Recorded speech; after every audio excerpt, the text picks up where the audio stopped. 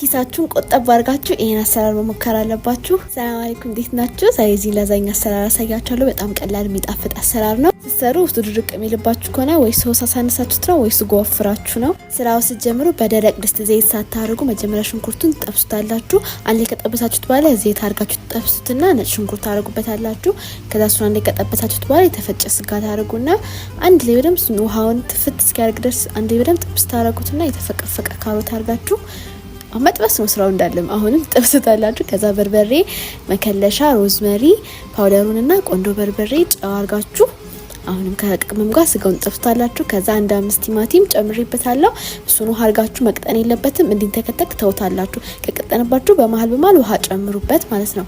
ፓስታውን ስትቀቀሉ ደግሞ የሞቀ ውሃ ከዛ ጨው ዘይት አድርጋችሁ ከ5 እስከ 10 ደቂቃ ያያችሁት። በጣም አትቀቅሉትም፣ ትንሽ ብቻ ነው የምትቀቅሉት።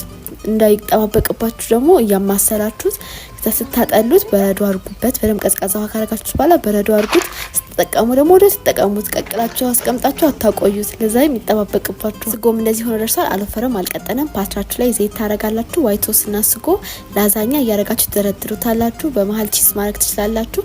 መጨረሻ ላይ ደግሞ በደንብ ዋይት ሶሱንና ቺዝ በደንብ ማርጉበት። ከዛ ኦቭናችሁን በደንብ አግላችሁ የምታስገቡት ገስቲር የምታረጉት የላይኛው ቀድሞ እንዳይቀላባችሁ ነው። መሃል ላይ ከዛ ገስቲሩን ታወልቁትና የላይኛው ቤታችሁም አብሮ ይበስላል።